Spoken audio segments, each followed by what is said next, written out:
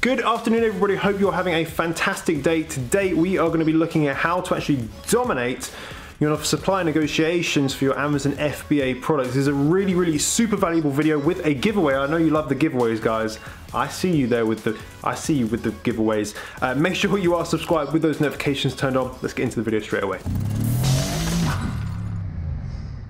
All right, so welcome back after the intro. Weird thing to say. Let's get into this straight away. I want this to be one of the most valuable videos you've seen on supply negotiations and sourcing your product from Alibaba in particular, or any of those websites like DHgate or anything like that. This is going to be part of the series, like the most valuable Amazon FBA playlist. So this is going to be part of that playlist. Go back and check the last video if you haven't already. And of course, if I've uploaded more videos, make sure you check the next ones. Each one of them is going to have an awesome giveaway on them, just like this video as well. So today's video is how to dominate your supply negotiations, form a lasting relationship, and get the best deal. This is what I believe is really important. You know, you want to, first of all, of course, get a good deal, but you want to actually have a lasting relationship with your supplier, because if you have it right, then they're going to help you and you're going to help them. It's going to be a great mutually beneficial relationship. But first, it is a giveaway time. I know you came for the giveaway. That's what you guys are here for. I know that. What we're going to do is 1 out of every 50 people that comment down below, you will get my Supplier Scripts Pro training 100% free. So it's a group of scripts that you can use to negotiate with your actual suppliers, but also training to go alongside it to teach you the best tips with negotiation, everything that I've learned on the topic, all in one nice little package. So I'm going to give that away to 1 out of every 50 people that comment. So I know we will have quite a few commenters on this video, so make sure you just stick a comment down below saying what you liked about the video, what you disliked about the video, just maybe something about what's your favorite color, anything really that just has a comment. But of course, if you have any questions, then smash the questions down below as well. What I would absolutely love you to do is smash the like button as well. Be subscribed with those notifications turned on so you can have the juicy content continued forever. So who the hell am I? If you don't know who I am, if you just clicked on my video from kind of going through the search results, because that sometimes happens. I'm not what I would class as your like average guru, or which one, I don't know which I should be. Should I put that around the guru or the average? I don't know. But I'd like to say that I'm probably not one of the kind of average gurus that you see out there, particularly on YouTube, kind of talking about this sort of stuff, because I do practice what I preach. And what I've done very differently is I've been transparent with one of my new stores. So I have a couple of stores selling on Amazon. The last one I started, I thought, you know what? I'm going to share it with everyone. So if you haven't seen this already, of course, if you've been a subscriber to the channel, you will know about this. I've been talking about it quite a lot. But I want to show you exactly what I mean. I want to show you the results of everything that I do and everything that I teach you. I want to show you the direct results of what that actually means when put into practice. So rather than just having a student testimonial or giving you figures and you not being able to actually see how it works, you can go on Amazon, you can go and find this product, you can go and buy it. Buy it if you want to stay hydrated. Buy the product, of course. But you can actually see what I mean when I'm talking about everything I'm talking about, and I really want to be able to show you guys that so that you can do it yourself, right? So here are some stats for all those people like, oh, you haven't shown some stats. So I've just picked up the last 30 days results. Today is the 10th of January. It is around midday currently as I'm recording this video. As you can see there on the right hand side, my face might be in the way of some of this, but this is the 10th of December to the 10th of January. You can see there's just over £13,000 worth of sales. One of the probably quietest times would be January, and you can see Christmas Day there. If my face isn't in the way, you'll see Christmas Day there was that kind of spike down, because on Christmas Day that's when sales really slow, just before and just after, because people are like, oh, I'm not going to be able to buy it in time for Christmas. However, on the right left hand side, you will be able to see the search results for one of the main keywords, the kind of main broadest keywords that I have. You can see currently today I am ranked number 3rd for that, and of course the top 2 listings that I've just highlighted and kind of grayed out, they are sponsored listings, so they don't count within the ranking. The organic ranking would be the 1st, 2nd and 3rd that I've just highlighted on the left bottom hand side. So you can say, practice what I preach. You can go and search that yourself. This stuff works. Once you create a good product, once you have a great manufacturer, once you brand it correctly, once you launch it correctly, there is no reason why you can't dominate your sales, right? Like, for example, the product above me is a different product. The product above that is a slightly different product. But when you find ones that are very similar to my one, I'm able to command a higher price because of the things that I've done and the things that I teach you guys. And of course, I teach my students as well. So please, guys, just, just listen to what I'm saying, because I would want to help you, and if you take these lessons on board, then hopefully you can be very successful. Okay, so I want to show you how you can dominate, right, by sourcing your product the right way. There's a few things that you can do, and you can do them wrong. Okay, there's obviously loads of stuff that we can't go into today. I have my whole training program on this. It's like hours and hours of content, so I can't go into all of it, but I want to give you some of the really important things that I really think you need to know, because there is a lot of misinformation out there. So beware. A lot of the time it's just people regurgitating the stuff that other people say. I want to give you actual actionable information and kind of resources that work, right? And not just for me, but for other people that I have taught, okay? I want you to be able to do 3 things by the end of the day. I want you to be able to get the best price for your product. I want you to have a great relationship with your supplier. That goes a long way. And ultimately, I want to save you time and money, okay? That's all I want you to do. And I want you to be able to make money.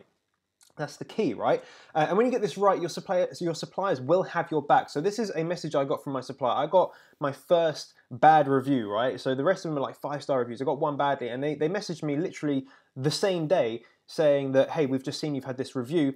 We'd like to send you this video on how the customer can rectify the problem they've had. It's not like a problem with the product. It's just the customer was being a bit ditzy, and they've just done something wrong. Okay, so they just sent me a video on how to overcome that. And what I said to them is, thank you so much for doing this. You're going over and above what you have to do as a supplier. And this is the message that they replied with. I'm struggling to get my words out. Yeah, we look over our clients' Amazon shops regularly to see if our bottles are popular by local customers and collect feedback from buyers to make appropriate improvements for the long run. Also appreciate clients like you. Make so nice designs and app, make the bottles more favorable. So once you have it correctly, your suppliers will have your back, right? From this email, we were able to create an FAQ guide, and what we're now doing is we're putting a care package or a care guide into the offering for the product. So when someone buys it off Amazon, along with the ebook that they get, they're also going to get basically like a care package, which is just going to show them how to look after their bottle to be able to get the most longevity out of it. How to replace things if things come loose or anything like that, how to clean it properly, what not to do, so that again we can make the customers as happy as possible. And that came from that came from basically building the good rapport with the suppliers and doing things correctly. So once you do it, once you nail it, you can really have a great relationship, and that's going to make a big deal in the long run. Okay, so the first thing we are going to look at is how to overcome suppliers that lie to you to save face, right? You might be thinking, what? They're lying to me, and yes, they do lie to you occasionally. Okay. The second thing we're going to talk about is my supplier outreach strategy, so you can put your best foot forward. Okay. I always want you to be able to get the best negotiations, and if you start on the back foot, you make a mistake, it can kind of ruin the negotiation process, and just and cost you time. So I want to save you that time, so you don't have to keep doing it. I want to be able to give you basically a shortcut. All right.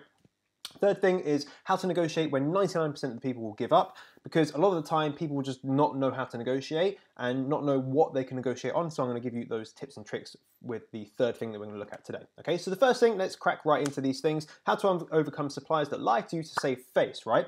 And this is something that I saw this on a post like last week, and I was like, oh, this is a great post. And it made a lot of sense. I was like, okay, so what does this mean to me? What does this mean for the people that watch the videos, people that consume the content and stuff like that? And it's such a true saying, right? The Chinese culture, they want to save face, right? And this may not be just the Chinese culture. I'm not kind of pigeonholing Chinese people, but this is something where it's about kind of loyalty, respect, and it's a big part of their culture. This is definitely what I've come to learn. Saving face is a big part of everyday life for them, and sometimes they will tell little fibs because they don't want to tell you the real reason, because they don't want to disrespect you, and they want to save face themselves. They don't want to look like they're being mean, right? So saving face is a big part of it, and sometimes they just won't tell you the things that I'm about to tell you, but you can kind of read between the lines once you understand what they are, so you can just kind of swerve them, or you can do things so that basically you don't get into that position. Okay, so I'm going to give you a few tips, right? Reasons why they might do this. I'm going to just give you a couple of reasons. They think you're not experienced enough. This is probably one of the biggest reasons why they think that you're not experienced enough, or you're not an experienced seller. So what I do within my supplier outreach, when I'm talking with my suppliers generally, is I would not so much claim, but I would show that my business is bigger than it is, right? If you're a beginner, if you've never sold on Amazon before, you don't tell them that, right? You don't say that. You just you let them assume that you've been selling for a while, or you have a business that's existing, right? You're not kind of lying, but you're just letting them assume what they want to assume. But you're not saying, I'm a beginner, I've never done this before. You're saying, this is how many units we're looking to sell in the first year. When they need a logo, you don't say, okay, I'll get you the logo today. Instead, you would say, I'll get my designer to work on the logo and send it over to you. It's just a different way of positioning the same thing that makes you look a bit more experienced, okay? So they might think that you're not experienced enough. My spelling off. Yeah. We won't worry about the spelling. They already supply to other sellers, right? Then they don't want to create too much competition, because the problem is if they have too much competition, it's going to drive the price down, and that's of course not good for anyone, because they want people to make money. So they might already be supplying to one of your major competitors and think, oh, I don't know if we should do this. This company looks pretty good. They look like they're going to sell a lot of units. Maybe we won't be able to supply to both of them and keep them both happy. So they might just have that conflict of interest. And this is the point really, they don't want to ruin an existing relationship. If, for example, they end up giving you a better price than one of their better clients, that is going to ruin a relationship. It's something that they would never do, and they will give you an excuse as to why they maybe, they can't do that to save face, right? They're not going to blatantly say to you, oh, we can't supply to you because we supply to someone else. They're not going to say that. They're going to give a reason, an excuse why they can't do it. Last kind of reason, there are more, but they believe that you're being disrespectful, and this can happen quite a lot when, particularly with prices, when you're really lowballing them on the price. They just think, what are they thinking? And this happens. Say for example, I'm trying to get something outsourced, and someone's always talking about price. They're always like price. Then it really makes me not want to do business with them. It makes me think that all they're going to talk about is the price, and actually I want a good service. Right? It's not always about price, and suppliers will be the same. They want a healthy relationship. If they think you're going to be always badgering them about price, lowering, they're just not going to do business with you. It's not going to be a healthy relationship for you. So, and those are kind of some of the reasons that you might find. And here is how you're going to overcome those issues. Now, the reason we're going into this first is because if you jump this and you do these things, it could kind of set you back. So, like I said earlier, I want to save you time. I want to save you money. So make sure you understand these things first. Understand the terminology, particularly things like shipping terms and what a product invoice is, or a pro forma invoice, sorry. Just understanding the terminology is really, really going to help. And I understand that you won't understand all the terminology straight away. At times they'll say things to me and I'm like, no idea what they're talking about, right? It's just terminology I've not come across before. And it happens, that's perfectly normal. But what you shouldn't do, okay, is ask them, what does that mean? Because although you could do, and they would come up with an answer for you, it lets them know that maybe you are a bit inexperienced and you haven't done it before. So what you would do is you would go onto Google and you would find the answer to whatever the acronym means, or whatever you're trying to find out. There's so many resources out there. Although they might take a little bit longer, go and use those resources, because it's going to mean that you're not going to look a bit amateur, right? And that's ideally what we don't want to be an amateur, right? We want to look professional. We want to have authority. So understand the terminology is very, very important. Of course, don't go in there and just say things that are just completely ridiculous. This is why I have my supplier scripts, is because I want people to just be able to copy and paste and just literally put it in there, insert the things that are relevant to them, and then they're not going to make any mistakes. They're going to use the correct terminology, okay? Try not to look like a beginner, and this kind of goes down into understanding the terminology and asking things like, what does that mean? Or I don't understand that. It's best to just wait. Don't reply to them just yet. Go and find out, understand the process a bit more, and then reply to them, okay? Be respectful with your negotiations. I think that's one of the main things where, say for example, your anchor price is too low. And what I mean by an anchor price is the price that you say, I'll only pay higher than $2, right? Then if that's way too low, they're going to look at you like, what the hell is this person talking about? That's just ridiculous. And it's kind of disrespectful to really, really do a lowball price. And they'll just look at you like, what are you doing? Like, you clearly have no idea how this works. And that's going to really hurt your negotiations. So you need to be respectful with your negotiations. Don't tell them to piss off and all that sort of stuff. If you think the price is too high, just respectfully tell them that you think it's too high, rather than saying, no, I'm not paying that. So just little things like that, I think it's really going to help when you're negotiating, okay? Know when to walk away, right? Knowing when to walk away is really important. If they have a conflict of interest with someone else, even they might be the seller themselves, right? They might be selling and think, oh, we don't want this competition, right? know when to walk away. If it's right to walk away and find another supplier. You know, if they take ages to reply to you, walk away and find another supplier. If they tell you that they can't work with you, walk away and find another supplier. Don't waste your time on people that you're not going to do business with. Just literally move on. So that's one of the things. Don't kind of be like, oh, why won't they speak to me? Why won't they do deals? Just find another supplier. There's plenty out there, okay? So the second thing we're going to look at is my supplier outreach strategy. And the reason is I want you to use this so you can put your best foot forward. Now I'm going to give you this for absolute freebies, okay? So this is from the Supply Scripts Pro package, okay? And this is the first kind of script in the package, which is Supply Outreach. So I'm just gonna go through a few things here. You can pause this, you can screenshot it, you can steal it, you can do whatever you want, okay? So there's a few things that you really want to include, okay? And that's potential demand, because that's going to allow them to see how much business they could potentially get from you, and of course inflate it a little bit. Just potential demand, it doesn't mean anything, it's just what could happen. You want exact specifications of what you want. You want the complete bundle in terms of everything that you need. You want the quantity of units you're looking to order as a minimum order quantity. Sometimes you can kind of give a higher minimum order quantity or a lower minimum order quantity, so you've got room for movement in the negotiation stage. Your delivery terms that you're looking for, and the delivery address, so you can get a rough estimate of the price. So I'm going to read this out to you, and I'm just going to explain it as we go. So I said, hi there. You can obviously, you don't know their name at this point. My name is Johnny from whatever company yeah, whatever. We're looking to purchase example product for the UK market. So you're being quite specific saying where it's going, because you don't want them to be like, oh, actually, we thought it was for the US market, but we don't really want to supply to the UK market. So you just tell them straight away it's for the UK market, okay? And you can even say it's, oh no, we don't want to do that, okay. Our primary sales channel will be online through amazon.co.uk, or if it's not, then change that. And estimate up to 10,000 to 15,000 pieces sold annually after a trial order of 200 units to sample and evaluate. Okay, so it's nice and professional. It's saying this is what we're looking to sell with this product. This is the kind of yearly demand that we are expecting. And then in their heads, they're thinking, okay, how much is this relationship worth to us? And then you say, look, you know, we want to do a trial order of 200 units. So we're looking to do more, but we just want to do a trial order of 200 units, or 250 or 500, whatever it wants to be, okay? You can always set this low, you know, a little bit lower, so that actually you can negotiate and go up to 300 or 500 units or whatever, right? So you can be kind of tactical with that.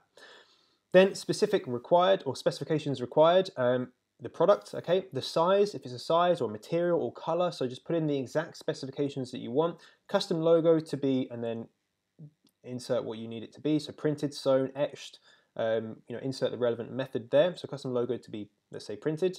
The barcode to be stickered on the packaging, unless you have custom packaging with your barcode included, then in which case you can get rid of that. Custom packaging, it could be color packaging, 2-color, 3-color packaging, you know, box, you know, a bag, whatever the packaging is. So you just want to specify what packaging you want.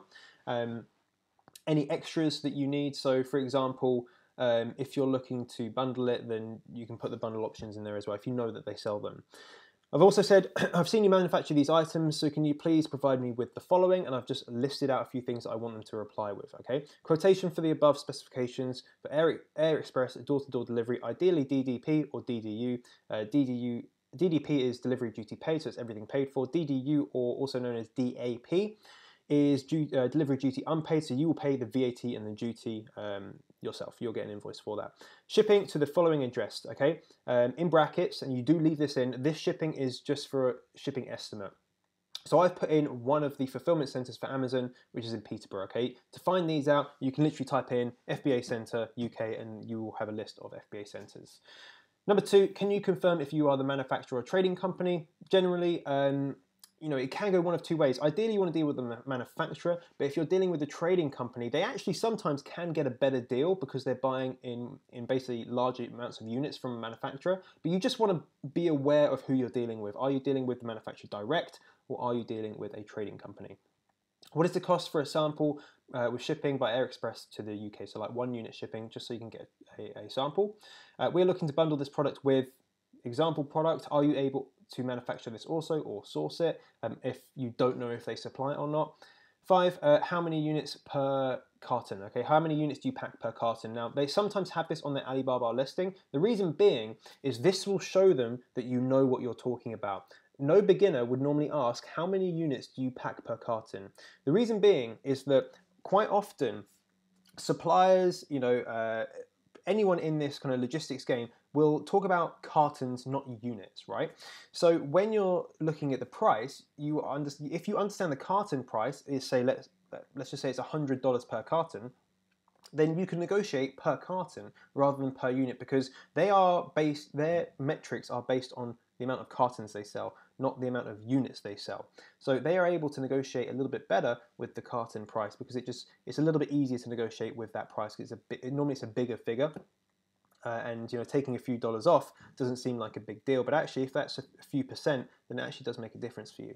So that's a really cool little tip. Try whenever possible to talk about cartons, which is just basically a big box of products rather than units, which is really, really nice little tip to work out. It's quite a more professional way to do it. Thank you for your time, kind regards, put your name, put your company, done. Okay. Now doing this, you might not get all of the answers you want straight away, because they might answer question 1 but not answer the other questions, in which case some people ask me, well, what shall I do? And I was like, well, ask them again. Of course, sometimes there's translation issues. Sometimes, if the message is really long, they just didn't read the whole thing. They saw the quotation part and they just made the quote and they didn't read the rest, or they forgot. So just send them those questions again. It's nice and easy. Okay, so that's the supply outreach. You can absolutely steal that, guys. Copy and paste that if you want to, write it out yourself. It works really, really well, and it just gives you a great way to plant the seed for later, and just to get them to pay attention to your message, because they're getting messages all day. You want yours to be able to stand out as being professional, as being a client that they actually want to work with. So some pro tips, okay? You cannot get the best price without knowing the true cost. Now I'm going to give you an example of how you can go wrong with this. Let's say you go out and you want to go and buy a car, right? And you're going to go and buy a Mercedes. The first place you go to, you're going to buy a Mercedes A-Class, right? And they say the price is £60,000 for a Mercedes A-Class. Right? I think that's a little hatchback. I don't really know, right? An A, whatever, right? And you think, oh, sick deal. Let's go for it. Yeah, 60 grand for a little hatchback sounds like a great deal. Let's go ahead and let's go do it. Let's go work out all the specifics. Obviously, you just got ripped off if you went and did that, right? It's way too expensive. It's like double the price of like the most expensive one. And the reason being is you didn't know the true cost. However, if you went online on like Auto Trader and you searched for example, that Mercedes A-Class, you'll find that they're a lot cheaper than that. If you then went to a few dealerships, you would be able to find out actually how much they're willing to sell it for with a bit of negotiation. So then you understand the true value, the true cost of the product. So when you go into that dealership and they say it's 60 grand, you're having a laugh, like the product is worth this much, right? I'm willing to pay this much because that's what the product's worth. That's what it costs. That's the market value. So what you need to do is when you're negotiating is don't just approach one supplier and go, what's the cost, and just take their word for it, okay? Because they're going to obviously put the price up. Obviously, that's what they want to make money. You need to go to a few suppliers, take your time with it, understand a rough price, and then you can start to negotiate based on what would be like the market value, the market cost, the average cost of what you're getting, okay? What the results you're getting. So to get the best price, you can't do that without knowing the true costs, right? Second thing is you must understand the terminology so you can speak with authority. If you are saying, oh, I want shipping to the UK, and you don't specify what type of shipping you want, or I want my logo to go on it, and you don't know how to send the logo across, you don't know what format to send it across in, then they're going to be like, well, who the hell is this person, right? They obviously haven't done this before. So you need to understand the terminology, the process, and you need to speak with authority. And I think that's a really, really important tip that a lot of people don't really think about or don't even kind of educate people on, that if you can do this and you can be authoritative in the terminology that you use and the understanding of the process, it's going to be a really easy negotiation, because you know exactly what's expected and they know exactly what's expected from you, okay? The last thing is you never want to give your price floor or your price ceiling, and that basically means that you never want to, so if you're negotiating and you're the seller, you never tell them how low you're willing to go, like how low you're actually willing to go. Equally, if you're the buyer, you never say how high you're willing to go, because as soon as you say give your price ceiling, they're like, okay, well that's how much we're going to charge you. And there's no point saying it, so you never ever give the lowest that amount you want to sell the product for, or obviously the highest that you want to buy the product for. That is like negotiation like number one, like tip number one. You should never ever do that in negotiations. So, secret number 3, how to negotiate when 99% of people will give up. This is the last thing we're going to look at, and then I've got a little recap of things to go over. There's a blank screen. Oh yeah, okay. So your ability to negotiate is literally the make and break of your business, right? If you negotiate badly and you get a bad price, okay, and then you realize that, okay, I've got my shipping and I've got my selling fee and I've got my FBA fee, and then you realize actually there's no profit left. However, if you're able to negotiate, every little tiny bit you're able to negotiate really helps you, because once you negotiate your unit price, of course, you know, your shipping, your customs duty, your VAT, everything is added on top of that price. So the lower it is, obviously the more profitable your business is going to be, and the more ability it gives you to be a bit flexible with your pricing. Whereas if you negotiate badly, you get a bad price, it really limits the amount of money that you can make and how flexible you can be with your price between, you know, doing promotions and things like that. So your ability to negotiate is literally the make or break of your business. You know, you need to put a lot of effort into this, and you need to really understand the process to be able to do it well. Understand that most people are not good at negotiating. Even though I'd like to think I'm great, you know, I'm not good compared to a lot of people, right? There's a lot of people that'll be way, way better at negotiating than I am. And I think you have to go into this with a bit of kind of an essence of being humble. I don't know what the right terminology is there. But you need to understand that you're not going to be the best, okay? You need to practice this, right? You need to research and learn how to do it. You just don't just go in there and be like, yeah, I've negotiated for years, I know how to do this. You know, negotiating with e-commerce, with suppliers is very different to negotiating, you know, a sales pitch with like someone from your job, right? It's very, very different. So there's extra things you need to consider, like the things that we've gone over today. But also understand that they might not be very good at negotiating as well. If the person you're speaking to is a little bit newer, or you know, they just might not be good at negotiating, then it can be actually quite good for you, because then you are able to negotiate on things that maybe they just don't understand what they're doing. So just understand that most people are not good at negotiating. So it gives you a little bit of a sometimes it gives you like an extra avenue to look down. It's not always about the price, okay? And what I mean by this is that a lot of people think, oh, I'm just trying to get the price down, yeah, let's get the price down.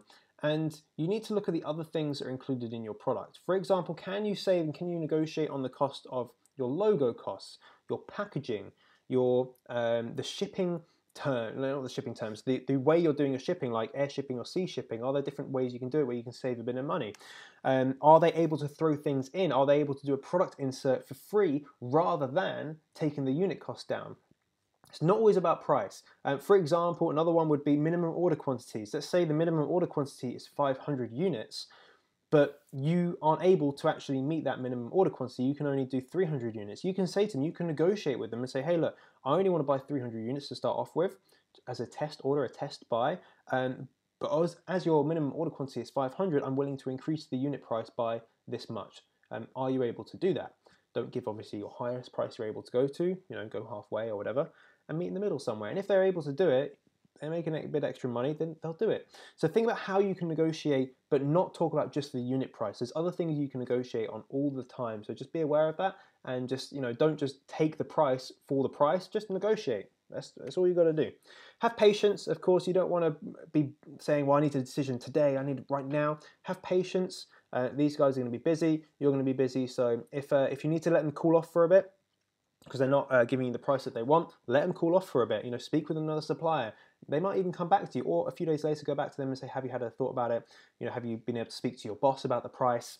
And see what they come back with, right? Have patience.